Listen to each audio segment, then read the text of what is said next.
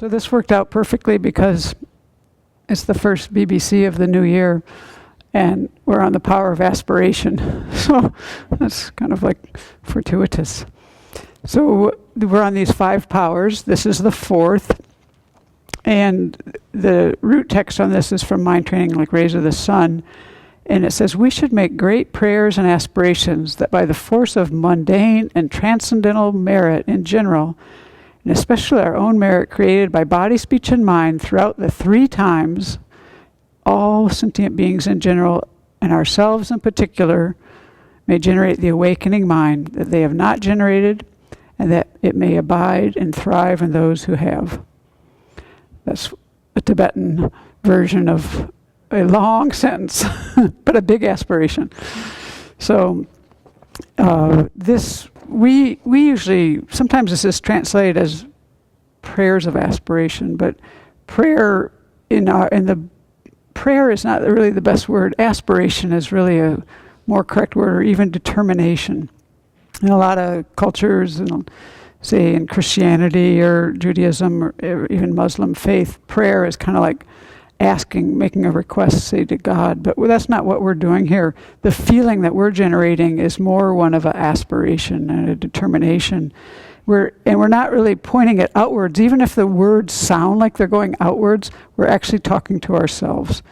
We're saying, this is the kind of heart I want to develop. These are the kind of qualities I want to develop. So that's more what it's like.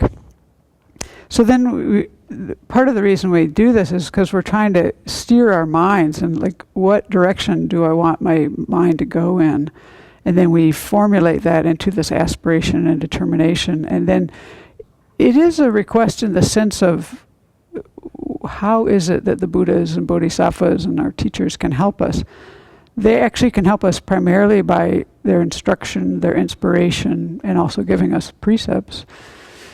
So, but we're really trying to open up our mind towards that inspiration. So this aspiration is actually also a mental factor, and it's a one that's I think is considered a virtuous one. Not positive if it could go either way, but I think it has to be virtuous because you've already determined the virtue of something. You've focused on some intended object, some kind of virtue, and then you've taken a strong interest in it. And so this aspiration is one of the ways that we can get our mind to have joyous effort. It's one of these conditions that help us to have joyous effort. So it's really nice to turn the mind this way. So in this verse, it talks about mundane and transcendental merit. And so mundane is basically the merit that we're doing in cyclic existence. And transcendental merit is actually merit that Aryas create, those who have realized emptiness directly. So that would be, imagine what the power of their mind when they make an aspiration. So we're trying to, in this verse, we're trying to say we want to have all of our merit go towards all sentient beings, including ourselves, developing, maintaining, and enhancing their bodhicitta, which is this aspiration to benefit all beings by becoming a Buddha. So if you look at your day and think about the kind of lists that you make, those also are like miniature aspirations, but they're very much this life usually. So, and I don't know, I remember I used to have a schedule where I had Wednesdays off, and this is how I ruined my Wednesdays by making lists and following these lists really directly. I don't know, I do make lists and they're helpful, but I try not to get too rigid with them. But in this kind of thing, so that's one kind of list we might have going on in our life, but we want to compare that with the kind of meaning it creates into our lives to have the bodhicitta aspiration. Like if you think about what you do all day, and if you just kept it at that mundane level of, I'm going to shovel the snow, I'm going to answer these emails, I'm going to do this, I'm going to do that. It's very kind of mundane, but you can also take those same things and transform them by turning them, through mind training activities into, may I be a benefit, may this be a benefit, and even may this help this person someday to become a Buddha. So we want to try to kind of make our perspective broad, vast, and do it again and again. And why do we have to do it again and again? Because our minds aren't really habituated to this. But we can become habituated to this. And I find there's a man that I have met now for 8 or 9 years who's incarcerated. So I see him maybe 4 times a year. This is one of his main practices, is actually to have gratitude, but it's kind of a similar vein. And it's really worked for him. He's really, it's for me, it's been quite a lesson to see, wow, he focused on this one thing and it's really made a difference. Sometimes in my practice, I get more kind of too spread out.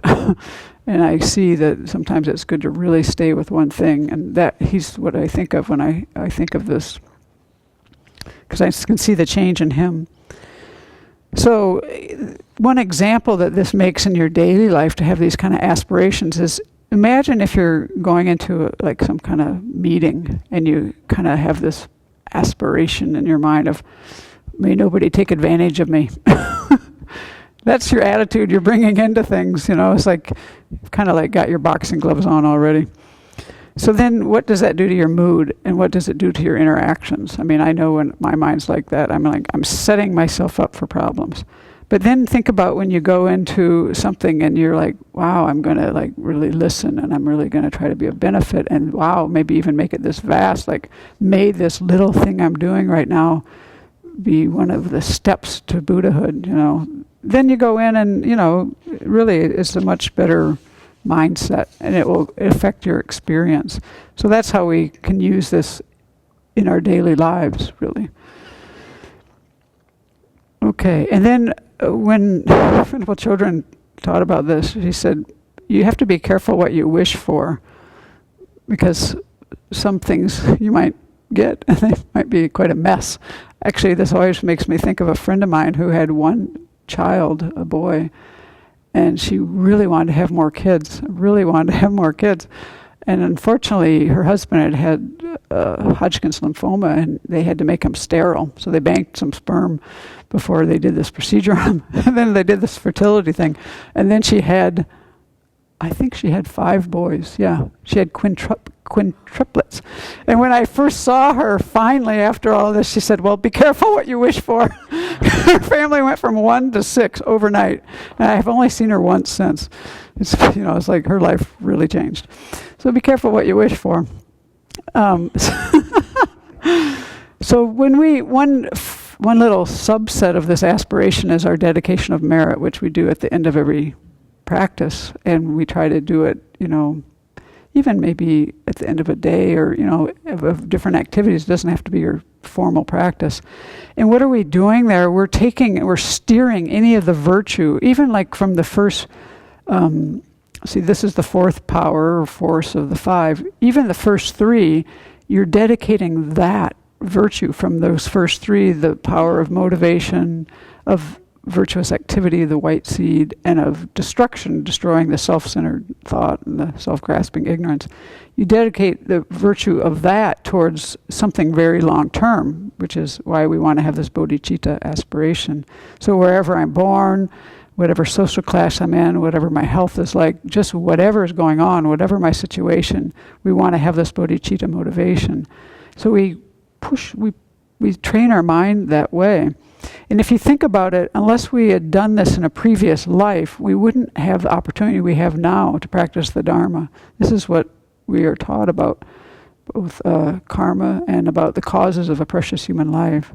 So we have done this in the past, so we need to continue to do this so that our bodhicitta never decreases, it always increases, that we always meet and practice the thought training teachings, that we always meet qualified teachers.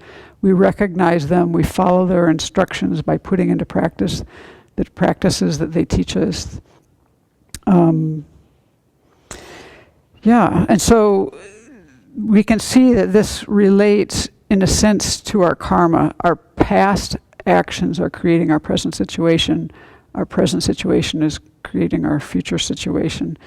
And so if we find that we aren't enjoying our present situation, then we have things to do. That's what this whole last retreat was about. We do purification and we push things then in a positive direction. And when we do this, when we make these aspirations, it's important to kind of take on a very different kind of mind. And I think this, for me, is particularly helpful because it's easy for my mind to get narrow, and it's very important for me to always work on broadening my perspective. And with aspirations, we want them to be vast. It doesn't matter if they're even possible. They can be impossible. And we make them, and we're used to this too, because what do we say to everyone? Happy New Year! Peace on earth, you know. I mean, these things are aspirations that we have, and we should make them. We should wish that all of the refugees have homes immediately, you know, that all kinds of aggression end and all the strife ends immediately. It's good to do this. These, if we take a bit of wisdom from our Carmelite friends who spend their lives solely in prayer, they believe in the power of prayer, and they send that out into the world, and we have the same, you know, we're part of the conditions. That's how I think of this. We are part of the conditions for what's happening in our universe, and we don't know the effects, so we need to let our mind be very vast. Happy New Year.